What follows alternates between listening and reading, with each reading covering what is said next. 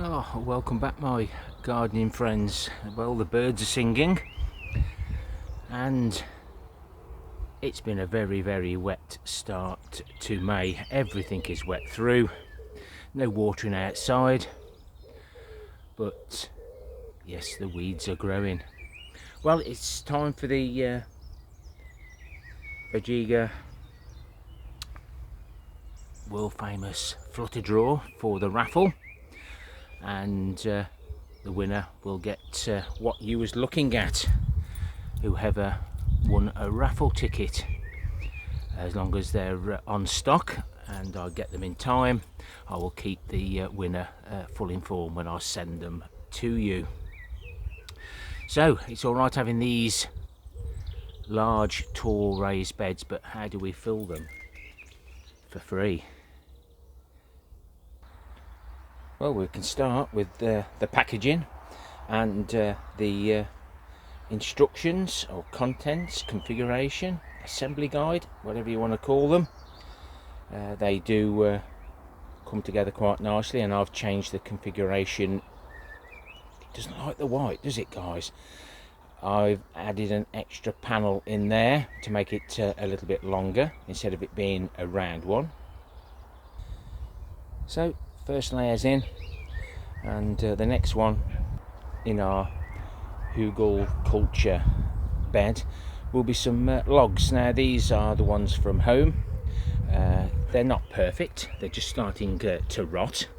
Not too fussy when it comes to logs when burning at home, but I decided to bring a few of these just to bulk out the bottom. Now if you haven't got access to the Hugelkultur method of filling beds, then why not put some bricks, blocks, etc., just to bring it up to a level, and then you can have the last foot of whatever materials you can get.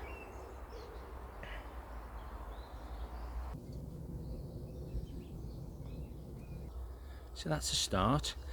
We'll now add some autumn leaves that I collected in the autumn of 2022. They're rotting down nicely. I'm not pushing into all the gaps. As with all raised beds, even if we use brand new compost, it will settle. The plants and all the organic life will use that material, break it down even more. So we expect this bed to drop down over the next few years, but we're just adding lots of organic, well, let's say organic materials that have come from life, not homemade. And let's see what else we've got.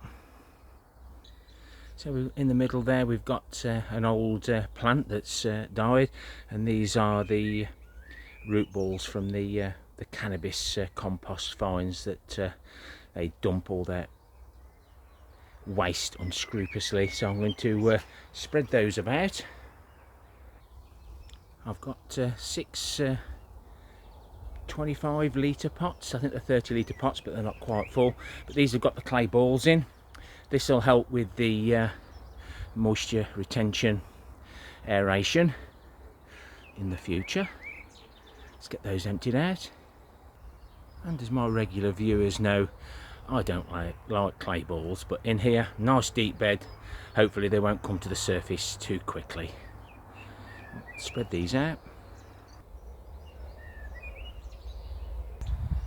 Some of the brassica stalks, these haven't got club root, so I'm happy to use them. I'm loath to use any fresh kitchen scraps, etc., because of the issues I've got with the rats. I'll show you what's happened at my temporary compost bins a little bit later on, if I remember. About 70 litres of this year's wood chips. They've been slowly warming up, rotting away, and got lots and lots of bacterial fungi on them, so that'll help with the process. A thin layer of soil. I'll be putting a thin layer of soil all the way up now. This can be from molehills, and I would say there's probably 3 or 4 molehills there. Just gives a great addition to any growing space. And the weeds, if once they're buried, as long as you do no dig, the weeds won't come to the surface and they can't germinate. Let's just step you back a bit. About 30 litres of this year's homemade compost. A sprinkle of coffee grounds. Some of the log shavings that I get when I cut my logs for the log burner. Some tea leaves. I dry my tea bags and get rid of the bags, which just leaves the actual leaves. And some log ashes from the fire. And lastly, for now, some eggshells which I air dry and put through an old blender. Don't use Mrs. K's. Just going to give that a quick tickle.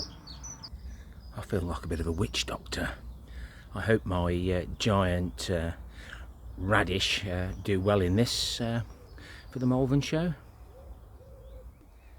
So this is some of the cocoa koi that I find.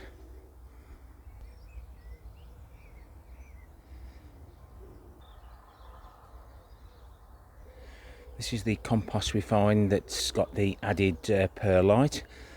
I've only ever bought a very, very small bag of perlite. Everything else you see on my growing spaces is what I've bought in from these unscrupulous people. I found an old broken bale of hay or straw. Can't make my mind up. I think it's straw. Doesn't matter. It'll help soak up this donkey manure. Some good old donkey poo. So now to some of the well-rotted, seasoned materials for the last few top-ups, and we'll leave it really high because I'm hoping this will sink quite a bit over the next few weeks before I plant those giant radish in. 4-year-old wood chips from my paths. 2.5-year-old leaf mould. This is what I collected in the autumn of 2020, I think. And this is the compost that I made about 14 months ago, similar to what I put in my potatoes. The potatoes break it down even more, and then I put it into a bin to reuse to top up my beds throughout the season. Not got much left this year, guys, with all these extra raised beds. Some cocoa koi that we find, and some more of the compost that we find with the added perlite. Let's give this a good mixing up. I've just moved it and turned it once over here. It's not quite got enough body in it, so I've added some more soil from molehills. Well, I'm not going to add any more for now. We'll just have a quick look at what we've got. And there's enough leaf mould, wood chips in there, and the soil with to help with moisture retention. Just keep still so it focuses properly. And with everything being so wet, it's quite difficult. All the stones will appear as it rains on it. We can remove those as and when. But pleased with that. It's not bowing out, it's holding up really well. And we'll see how well things grow in it. And I'm looking forward to building some more. So thank you very much to Vegega. Up to yet, the review is very good. If you haven't seen the first part, then pop back. And this part is really just to show you how you can fill these on a budget. I could have used grass cuttings, I could have used hedge clippings in the bottom layers, but I've been so busy at work that I haven't got time to do that at the moment. But I needed to get this one filled, ready for the giant radish. So let's get down to the raffle draw. The closest raffle ticket to Vegega will hopefully have the raffle prize as soon as I receive it. And here are all your names before I cut you all up. And of course, the ones that don't win will be composted.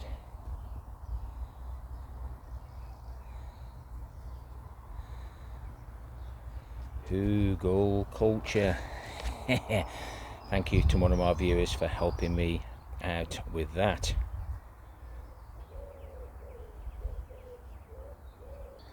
And you're probably thinking, what's he got now? Well, this is, I had about 10 of these fan covers. Looks like the cannabis growers didn't bother putting the covers on, they just left the blades open. Health and safety conscious? I don't think so. But I thought they'd make good riddles. And as always, my decision is final. Closest to Vegega. We will have to lift you off the tripod. If there's a few people close to Vegega and I can't decide, they'll go back in the fan dish for another flutter. So I'm just going to set you back a bit further so you can see where everything's going, or should we say where it isn't going. Here we go. Good luck everyone. My decision is final.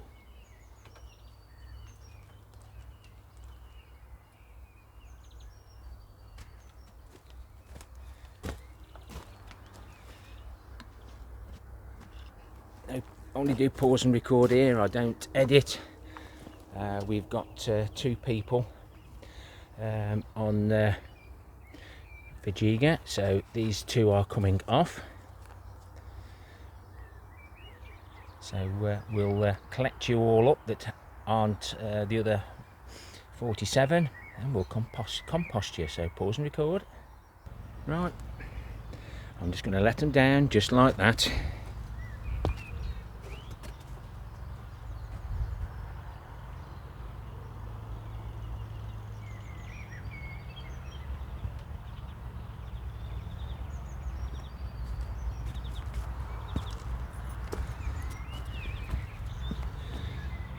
Ooh, this is exciting. There we go. Raffle ticket number 17. Not whether it's focusing there or not. Let's just get my finger out of the way. Raffle ticket number 17. Well done. And as long as you live in the UK, I'll be able to send it to you. Thank you very much for everyone who took the time to have a look at their site, find the information I wanted, and you all got a raffle ticket that was correct. So there's all the other fans. I thought they'll make nice little sieves, and I even picked up another one of those trays as well that they sit the bags in. There's a few other finds. As most of you know, my regular viewers, my workload has increased dramatically. My co-worker has been off now for 12 weeks, so I'm doing 2 people's job, and it's putting a little bit of pressure on me, so reduced in videos, so please don't worry, please don't email me. I'll be back sometime in the future, but we've got this nice little bit of shelving with the brackets on, an old lamp. I've took the lamp bit off, I'll put that on the wildflower garden, and I found some hose pipe in a fly tip, so that was quite useful. Some of the things that I planted earlier on are nicely growing. We'll be able to take some of the leaves. There's definitely something munching on those because I already taken off the good leaves. I don't like to use slug pellets or anything like that because the birds pick them up. Definitely not pigeon damage. I need to get my carrots sorted today, but let's look at the rat problem. So because I use and make my own homemade compost, I don't tend to add extra materials to it, so it's easier to empty the bucket. All these buckets were stacked here. Mr. Ratty has gone in between and moved those, so I moved these out the way, and he's decided to eat a hole in the bucket and have a feast upon the potatoes. Now I've just noticed this. Do I touch it? Do I not? Ooh. Don't know. Anybody got any clues on that? Looks something growing and overflowing, but I've had a few issues with the rats in here. Oh, looks like there's something there as well. Something's growing really well. I don't know whether that's good or bad. But looks like that foam, expanding foam. Right, I won't touch it. I'll make sure I wash my hands. But yeah, this is where I put all my the beds, the materials, fresh materials, and now I'll be able to empty these out, put them in the compost bin, so that they can continue breaking down, and the cardboard will all go in at the same time. But that's a bit of a mystery how it's crawled across there. That's got me thinking. I'll take a photo before I go and have a little search. But if anybody can help me, I'd appreciate it, like you always do. The worms are loving it anyway. I'm going to let my asparagus now go to seed. It served me well. I've just got to decide whether I'll pull some of the volunteers out where the seeds have fallen on the floor. We don't want to overcrowd it. All the crowns have done really well, so I might not take any, or I might just take one in case there's any spaces next year. Please remember, thumbs up, thumbs down for the interaction. Please leave me a comment, and why not consider subscribing for when I next do an upload. Happy gardening to you all. Till next time, my friends. Ta-ra for now.